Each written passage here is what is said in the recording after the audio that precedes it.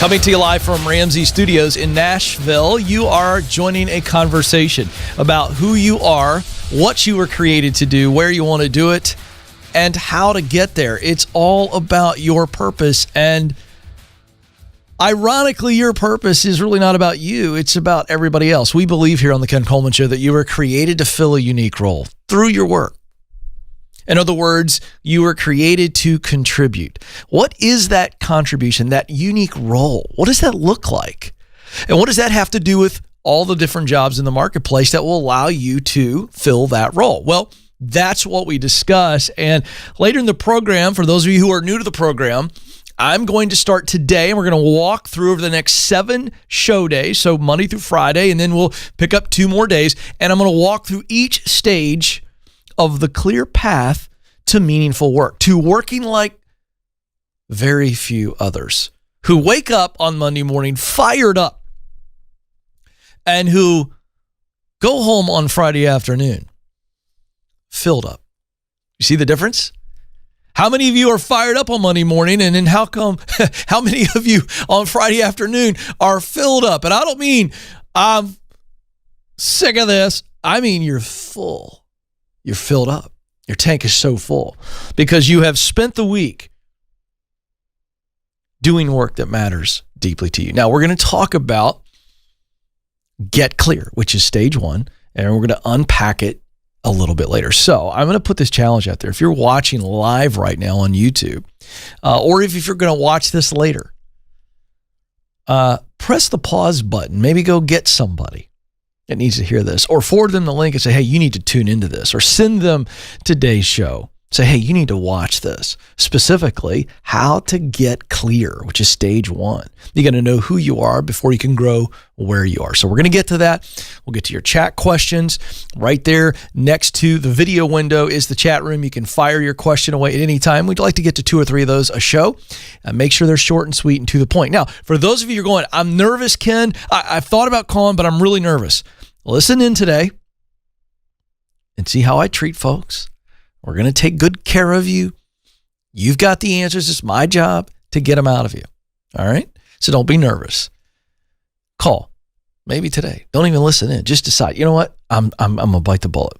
844-747-2577. 844-747-2577. So I want to talk about those of you who are ready to quit. You might have been ready to quit prior to COVID. The data had held pretty steady over the last several years of about 68 to 70%, somewhere in that range, of people were unhappy in their work. Now, the 2 reasons for this, if I'm keeping these high level, would be, number 1, you're just not passionate about the work. And we'll talk about that a little bit more as we talk about Get Clear later in the program. But you just had no passion for the work. Maybe you're good at it, but it's just no juice. The second reason is you're in a really difficult culture filled with difficult leadership, maybe toxic coworkers. Those tend to be the really big reasons that people want to quit. So maybe you were that way before COVID, or maybe you weren't. Maybe COVID and the way that companies have reacted and all the changes and everything, maybe it's just nudged you to say, you know what? I wanted to quit anyway. This global pandemic has kind of brought everything into hyper-focus as it relates to priorities. That's what crises tend to do for all of us. Give us super clear perspective on what really matters. And so I just want to run through a couple things here that you need to do if you're ready to leave. Because we got to get a mindset and we got to have a plan to leave as much as we do to go acquire something else. So the first thing is you got to get clear. We're going to unpack that later in the program. You got to know what your sweet spot is, okay? You got to understand it. You got to know what that unique role is within the sweet spot, and then begin to look at the marketplace and say, what's out there that will allow me to fill my unique role? The second thing is do some research on other companies. As you begin to identify possible companies that have jobs that you're intrigued by, that you think are in your sweet spot, you got to do your homework. Now, specifically, looking at websites like Glassdoor, Career Bliss, and Vault, and really look in at the current and former employees to get a better sense of the company's values. Also, dive into your network to see if you know somebody that works at this company you're interested in, or do you know somebody that knows somebody, whether it's 3, 4, 5 degrees of separation. That's where you get vital information about what it's really like inside the walls. Now, one thing I want to put out there is this. Don't read 2 or 3 negative comments and make a conclusion. It ought to be 30 comments, and if 28 of the 30 or 25 of the 30 or 20 of the 30 are negative, then we've got a pattern here, and that's trustworthy data. Don't just take one opinion of somebody who's unhappy and paint it with a broad brush. I think that's dangerous. Now, let's say you get to the opportunity to get the interview. This is important. We talk about this in my How to Win the Interview guide, which is free at kencoleman.com. Interview the interviewer. Like the interview isn't just about you showcasing yourself.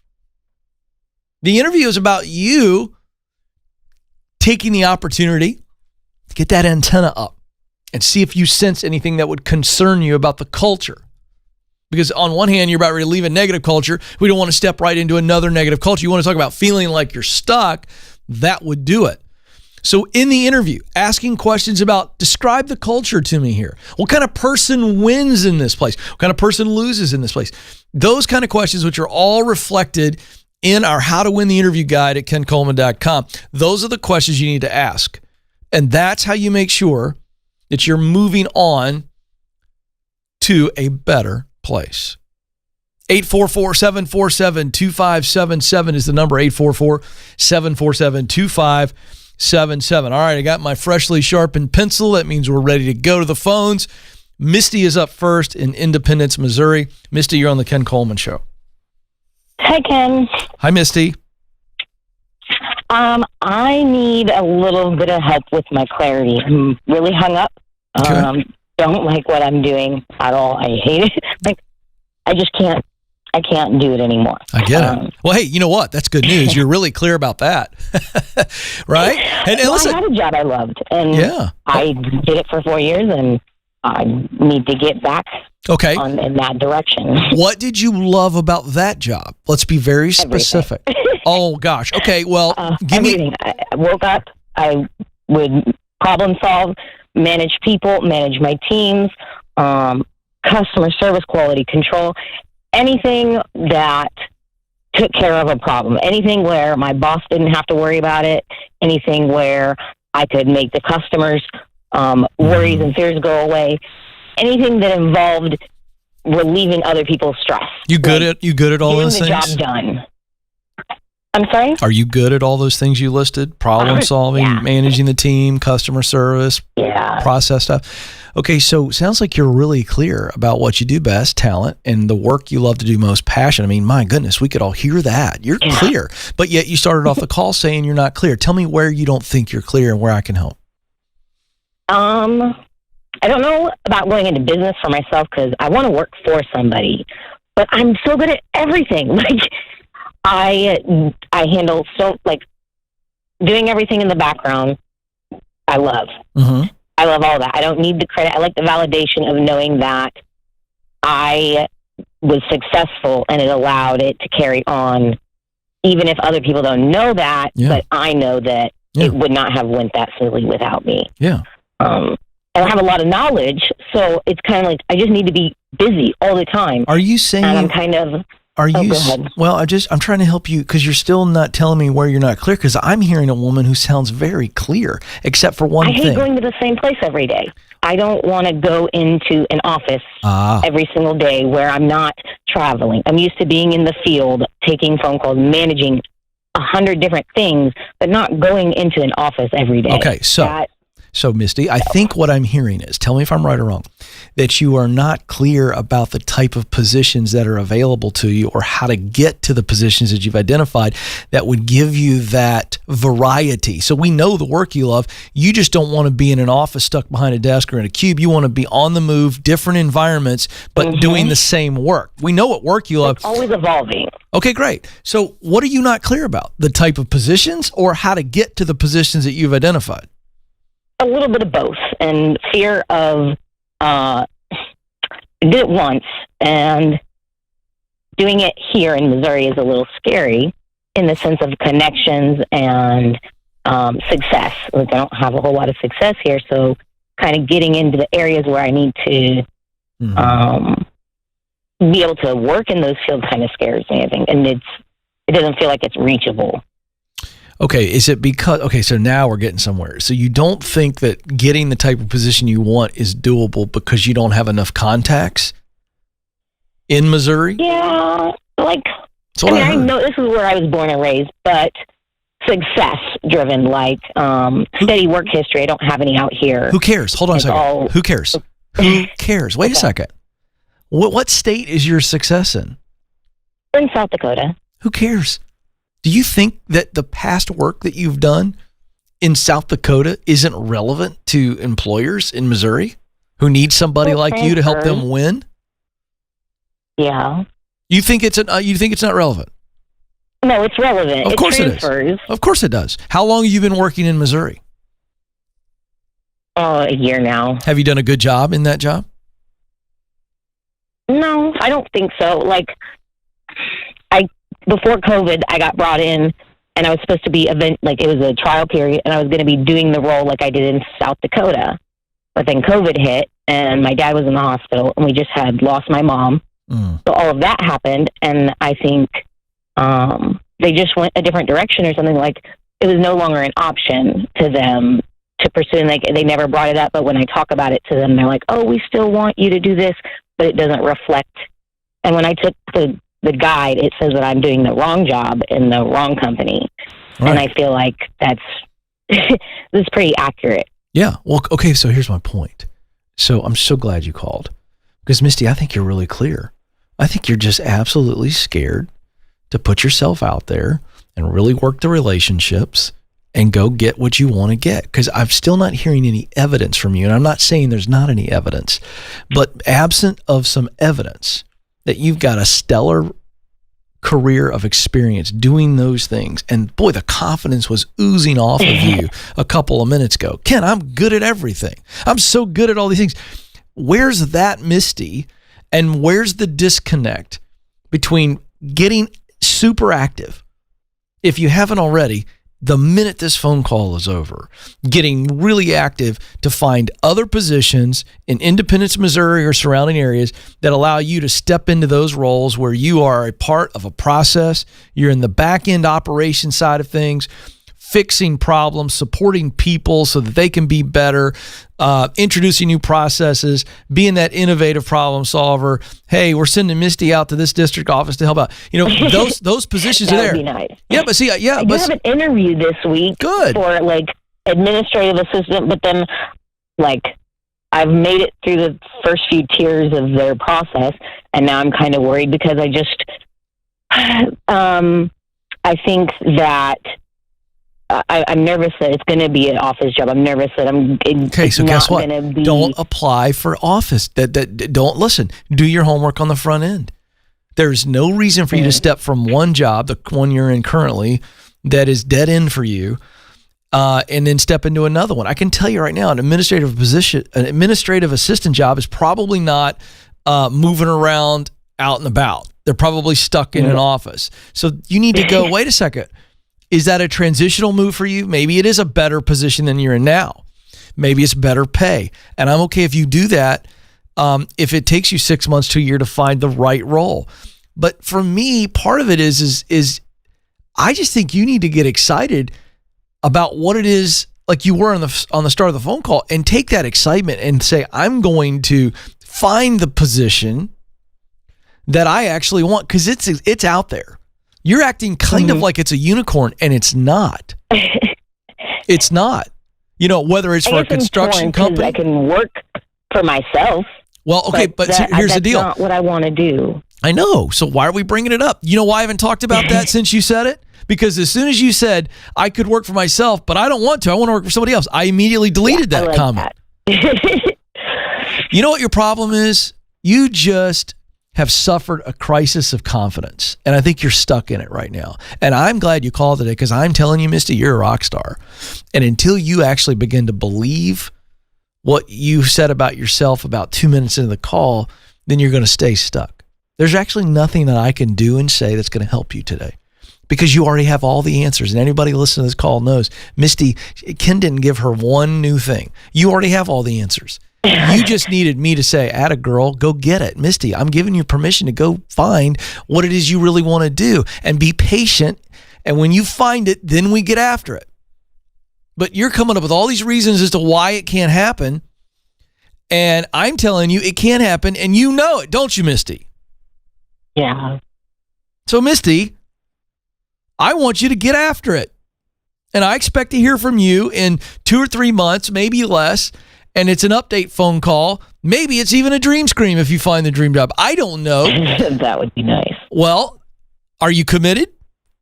I am. I've been trying. I've been super excited about this. And I know. But listen, I'm glad you called today because you didn't need any advice from me. You know what you need from me? You need me to tell you how much I believe in you. And I'm telling you, you're an absolute stinking rock star. The world revolves around the Misties. There's so many companies that need what you can do right now. Get your chin up and keep going. Love Misty. That's really, really good. 844-747-2577. You know, sometimes I just need that. Sometimes I just need to talk to somebody and go, listen, I don't need any advice right now. I just need to tell you I feel like Eeyore. And then somebody goes, well, listen, man, you're acting like Eeyore. You need to be bouncing around like Tigger. Here's 5 reasons why you should be Tigger. That's what we need. And there's nothing wrong with that. Misty's got all the answers. She just needs to snap out of it and keep going. It's tough. It's tough right now to find that right gig. I get it. But there is always something good for us in the waiting. I'm going to get to Vicky. Vicky, hang on. I'm getting to you, but I want to share something that went nuts over the weekend. The social media team, we get together, we work together, and the tweets or the Instagram posts and all that stuff, that's all stuff that I've either said on the show, written in a book, or from the stage. And I'm going to read a post that has gone bananas on my Instagram account at Ken Coleman and on Twitter and Facebook. And this is a simple thought. And I got to be honest with you, when I read it and I saw that it was doing very well, I thought, and it's just a really simple reminder. And it's perfect coming off this call. Here's what I wrote. There's purpose in the waiting. It might not be fun at the time. Let me correct myself on that. Waiting ain't ever fun. That's what I should have said, but we'll keep going. There's purpose in the waiting. It might not be fun at the time, but the waiting grows you and refines you. It definitely humbles you. And it prepares you for the work you'll do in the future. That little simple post, not even that well written, and that's not on the social media team. That's just probably the way I said it. But you know what? It's a nice reminder for all of us. There's always something good in the waiting that grows within us. So embrace it. Now, it doesn't mean you sit around and wait for somebody to tap you on the shoulder. You get after it and you go for it like Misty has been. But the idea here is that all you can control are the actions. The results aren't up to you. And that's what's hard. And that's where the waiting comes in. But it's always, always worth it. 844-747-2577. South Jordan, Utah is where Vicky has been waiting. Vicky, you're on the Ken Coleman Show. Hi, Ken. Thanks for taking my call. You bet. Thanks for calling. What's up?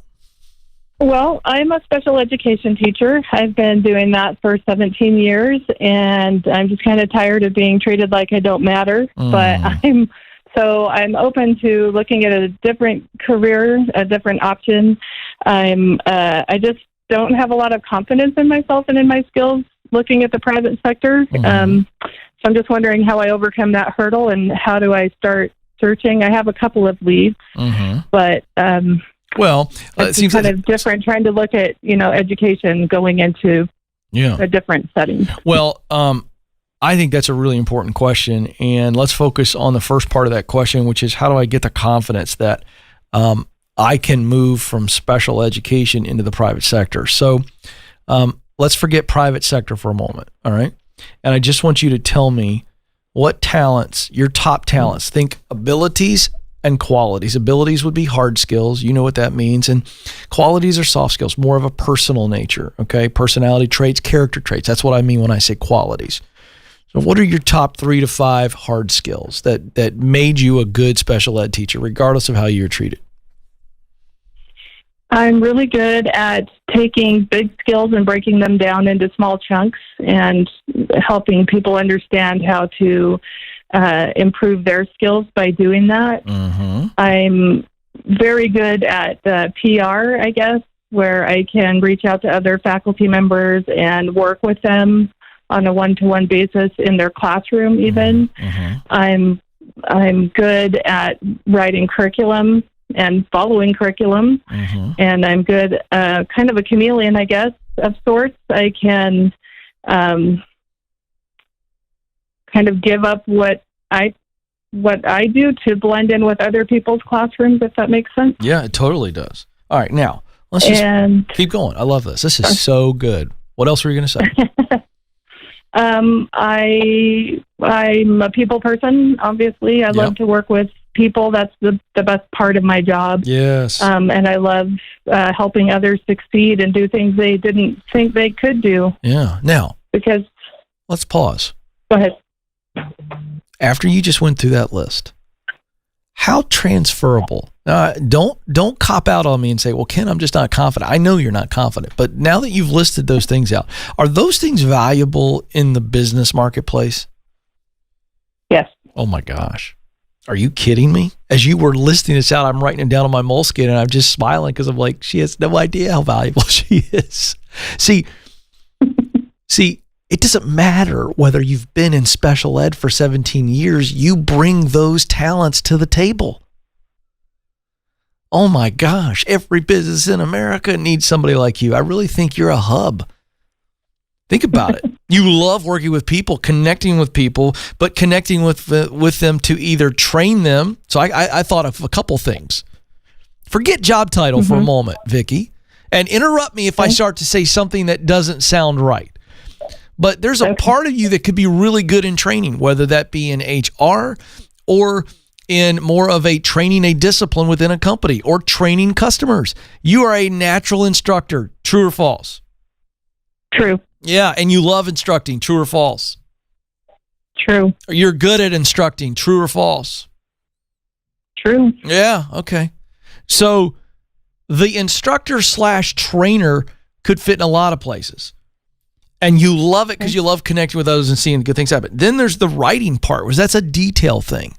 So you're gifted verbally, not just writing, but also communicating publicly. True or false? True. Yeah. And you love execution too. There's a part of you that really loves execution. Here's the plan, and I want to see the plan all the way through. And I follow it by dotting the I's and crossing the T's. True or false? True. Yeah. So that set of skills, really, because they are talent, but you've honed those over 17 years in a very difficult environment. True. Yeah, I know. So put you in an environment where you're rewarded and you are promoted by bringing that to the table. And all of a sudden, I think you're flourishing. So I would open it wide open and I would write down what your job description would be just for fun before you even start looking online. Well, a perfect day for me would be connecting with people and using my verbal skills and my execution skills and my discernment skills and my instructing skills to make people and processes better. Now, I just made that up. Does that sound kind of close? Yeah. Does that sound like sounds like a good day to you, doesn't it? It sure does. So here's the deal. Take what I just said and make it way better, because you will, and that's your job description. And then start looking online for that and see the parallels. Do you track with what I'm saying? Mm-hmm. And all of a sudden, Vicky, you're going to see all kinds of positions. Maybe some positions in HR, maybe in a corporate training division, maybe in a customer service role, maybe a manager. Right. These are the directions I've been going because I have just kind of opened myself up to options. And yes, I actually have a couple of leads, so I'm good. I'm excited about that. You should be. The confidence thing is what I need help with. I know, which is I hope I have injected some of my confidence into you. Yes. How confident are you right now? Tell the truth. I don't mind if it's not. I'm feeling pretty good. I'm not going to lie. Okay, good. We don't like anybody lying on this show. We don't get anywhere if we're not honest. And Vicky, I'm going to tell you something. I love hearing the chuckle coming out of you because listen to me. Do not let the fact that you spent 17 years in one industry limit your brain, and that's all that has been happening. It is a natural reaction for you to think what you've been thinking because a lot of us think that. Well, I've been in special ed for 17 years. Oh my gosh, can I even function outside of this? And now I hope we have taken that fear and slapped it around pretty good. And hopefully fear is running out the room right now because you've got everything it takes. All right? All right. Thank you Vicky, so much. Listen to me. I want to hear back from you. It's really important that you either email the show, ask@kencoleman.com, or you call back in with an update because we're focusing on this more and more now where we want to make sure that people hear progress stories. And I'm telling you, you are one connection. If you use my proximity principle and hang on the line, if you don't have it, I'm going to have Madison give it to you. But you are one connection away from a breakthrough. I'm telling you, it is that simple. 844-747-2577. All right. I'm super excited. Let's just do a quick review of stage 1 on the path to meaningful work. Now, a lot of you folks are Dave Ramsey tribe members. I am a part of Ramsey Solutions. Dave's my mentor. He's my leader. I don't have this show if it's not for Dave and his belief in me. Okay. Some of you may be new to us and you don't know who Dave Ramsey is, and that's fine. Okay. Go check him out. He's got 7 baby steps to true financial peace. Now, I didn't set out to have 7 stages like Dave has 7 steps. It just evolved. Okay. But that's how it's turned out. And so let me do a quick run through of the 7 stages that will get you to true meaningful work and living the dream. Stage 1 is get clear. We're going to break it down in just a moment. Stage 2 is get qualified. Right? That's your ticket to the dance. Stage 3 is get connected. This is how we really get opportunity here. It's true connections. Stage 4 is get started. We got the connections. We're going to get the gig, the opportunity for the gig. We've got to step into it. And stage 5 is get promoted. This is where we eventually start to begin to ascend the ladder, okay? Or the mountain, whatever analogy you want to use. And stage 6 is you eventually will step into the dream job. But is it done there? No. That's why we have a final stage. And consecutively in stage 6, you're in stage 7. You're kind of walking them, hopefully for the rest of your life. And stage 7 is give yourself away. So at that point, you get the dream job. It's all about maximizing the fact that you're in the sweet spot and you realize that this is about giving my best away at work for the benefit of everybody else. That's stage 7. Now, let's break down stage 1, get clear. There are 3 gauges, if you will. Internal gauges that you have the answers to, and this is what I spent a lot of time on the show on, walking callers through this clarity. Okay? And we have the Career Clarity Guide, which is a free guide at kencoleman.com that'll walk you through this if you're new to the program. But let's walk through the 3 indicators, the 3 gauges, if you will. Let's think of you as a internal. It's got this dashboard. There's 3 things we're looking at on the dashboard. What you do best, that's your talent. Second thing is what work you love to do. You just love the work. Forget about success. Forget about notoriety. You just love the actual work. That's passion. And then third, the results of your work that matter deeply to you. Or in other words, I want to work to create these results because, Ken, this makes my heart come alive. This is what that's why we call it mission. So gauge 1, talent. Gauge 2, passion. Gauge 3, mission. Now, we want to get clear on the answers to each one of those questions. What do I do best? What do I love to do most? And then what results matter most? When we get those answers, we see how they all come together and how they intersect, because here's how the formula works. We use our talent to perform our passion to fulfill our mission. In other words, we use what we do best to do the work we love to do most to produce results that matter deeply to us. This is not difficult stuff. That's what you're looking to get clear on, which is why we call stage 1, Get clear. Now, as we get those results, we see, oh gosh, the intersection of talent, passion, mission is my sweet spot. Now, we use that analogy because it's super simple to understand, and primarily because I grew up playing sports. And anybody who's ever played sports, or at least watches a sport, understands the analogy of the sweet spot. And we'll use baseball, the great American pastime, as our example. When the bat hits the baseball on the sweet spot of the bat, here's what happens. It's the spot on the bat that you're supposed to strike the baseball in, and it's on the barrel, and it's a certain amount of space. And when the bat hits the ball there, here's what happens. The batter, she or he who hits it on the sweet spot, they don't hardly feel it. It's almost like a click. They barely feel it. And the irony there is that they barely feel the contact, but the ball travels at maximum efficiency. In other words, farther and faster. So if you ever watched Home Run Derby, Joe, my favorite thing in the world in baseball is to watch the Home Run Derbies. And, you got the pitching coach just lobbing these balls in, and these dudes are just smacking it. And the swing looks super fluid. They're swinging hard, but it's fluid. But what's really happening there is, what's the difference between them hitting a line drive, that kind of just does a funky thing, and a ball that just soars 500 feet? They hit the ball in the sweet spot of the bat. And so we as fans, we go, oh my gosh, as we see this ball sail out of the park. And so that's how everybody sees us when we are working in our sweet spot. They see the effort, but what they really marvel at is how effortless it looks. They know there's effort, but you don't feel as though you are struggling at all. There may be hard days, yes. But the reality is, when you're in your sweet spot and you're doing that work that you were created to do, people marvel at it and they go, you were born for this. You're a natural. And so that's why we use the sweet spot analogy. Now, stay with me. So when you see, oh, my sweet spot allows me to have multiple jobs or career paths, this takes the pressure off. I encounter so many people that are afraid to make a decision to be who they were created to be because they're afraid it might be the wrong decision, and that's natural. It's a heavy deal. Ken, how do I know that this one thing is my dream job? What if I told you there are multiple dream jobs in your sweet spot, multiple career paths?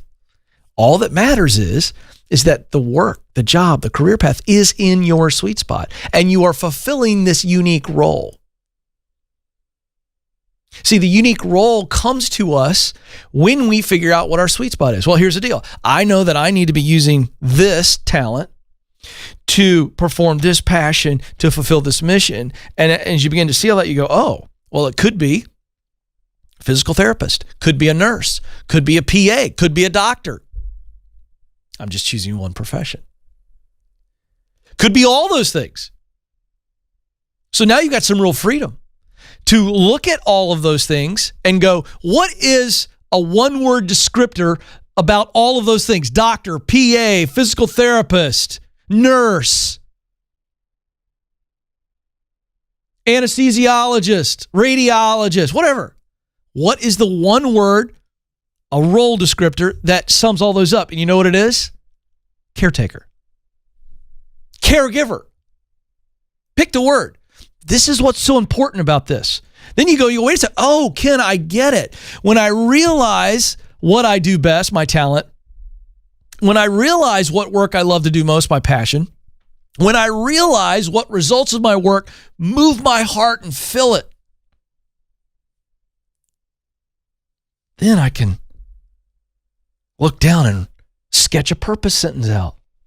I'm going to use what I do best, blank, blank, and blank, to do the work that I love to do most, blank, blank, to create results that matter deeply to me, blank. And you look at that purpose sentence and you go, it really doesn't matter where I am in my work. It matters that, am I spending a majority of my day filling the role of caregiver or caretaker or leader or instructor or ideator or activator, or you pick your word. Folks, oh my gosh, this is so good for you when you get this clarity. Because then you go, oh, I could go here and be a caregiver. I can go here and be an instructor. I can go here and be a leader. I could go here and be a problem solver. It gives you tremendous freedom. And the rest of your work life, you will stay in your sweet spot because you retreat back to those gauges. Is this opportunity in my sweet spot? Does it allow me to use what I do best, to do what I love to do most, to produce results that matter deeply to me? And that is how it works. Those are your gauges. And we want to make sure that we're full on all three of those: talent, passion, mission. Because then we see our role and we go, oh, gosh, this is great. I can do this. This is what I should be doing. Oh, this offer is very attractive. More money. Bigger title. Ooh, it's not my sweet spot. I should say no to that. Yes, you should. So that's why stage 1 on the path to meaningful work is called Get Clear. And gosh, when we get clear, guess what happens? 2 really vital things come out of clarity, and we will need these things on the journey. The second thing that happens once we're clear is that we get confident. Oh my gosh, a clear person is confident. I know where I want to go, why I want to go there, and I got a pretty good idea how I'm going to get there. Boy, that's a confident person. And so a confident person will eventually get to stage 4, get started, and they'll step out and they'll keep going. But there will be times on the journey where this get clear stage comes right back up. And it's when the detours of life, the accidents of life, the storms of life, the stuff that we know is going to happen that will really stop us, and it'll challenge us, and we're stuck for a moment or we're thrown off the path. What do? Those are the moments of life that shake us to our core. Big challenges. Oh boy, did I get in over my skis? Is the water too deep, too rough here? And we go back to getting clear, and the confidence reemerges, and guess what shows up? Courage. Oh, courage cannot and will not show up when you need it most if you aren't clear. If you aren't clear, there will be no confidence, and thus there will be no courage to stay on course. So that's why it's really important to get clear, which is stage 1 on the path to meaningful work. The next stage, get qualified. We'll talk about that tomorrow. Don't miss it. All right, let's go to the chat room. I changed the order up, Joe, because I was just so fired up, because that's really, really what our second caller was all about. Vicky, she didn't have confidence because she wasn't clear, and that's what we spent our time doing. So you're watching this, you want to go back and watch it. I want you to go back now that I've taught Get Clear. And a good exercise for those of you who are lacking confidence, go back and listen to the phone call with Vicky. And I walked you through the tactical stuff about her, and then rewatch the teaching on how to get clear. And I'm telling you, it works every time. All right, let's go to the chat room. Corrine writes in, on my resume, who is the best person to put in the Who I Know section if I don't know anyone at the company? Okay, great question. What we're trying to do here is, in the Who I Know section, we're trying to give you as much credibility as possible with the person and their credibility and then their endorsement statement. So I don't know what industry you're going in, but what you would want to do here is try to get a rock star who's in the industry. That would be ideal. And if you don't have that, we're looking for the most impressive person that you know, that even if that person who's reading your resume doesn't know that person, they go, oh, this is quite an endorsement statement, and this is from the CEO of a $50 million company over in Oklahoma City, whatever that would be. So that's what we're trying to do. We're really trying to get that prospective interviewer to go, whoa, Corine's impressive. Let's go to Kimberly. No, I'm sorry. Yes, we have 2 Kimberlys in here. Okay, I want to shoot for my dreams, but it would cost more in childcare than the pay I would earn. My spouse will have a schedule that is days 1 month and nights the next. What should I do? Well, what we need to do is there's really 2 things here. We want to get creative on, can we make some changes that would allow us to be able to afford the childcare? A, if that's not possible, let's go to B. B would be, are there any friends and family members who see our situation, know that this is for a season for you to really get on the pursuit? Can they help with childcare to where it's not an increased cost? If that's not an option, we're going to go to C, which is, You think that what you just proposed to me is the only way. And it's not the only way. There might be a season where you and your husband need to save up, make some sacrifices, and get to a place where you can afford childcare. So it's what I would call a temporary delay. Okay? That's what I would say. Now, I would tell you that I gave you the best answer I can give you as to what I think your buckets of options should be. But this is a chat here that I would say I'd almost prefer you to call into the show, 844-747-2577 any day this week. And let's see if I can get more detail from you, and thus I can create a more detailed plan. But I would love to do that. All right, Joe. Gosh, I'm having too much fun. My time's almost up on YouTube here today. Before I let you go, you matter. You do have what it takes. Thanks for joining us. Until next time, this is the Ken Coleman Show. Press on.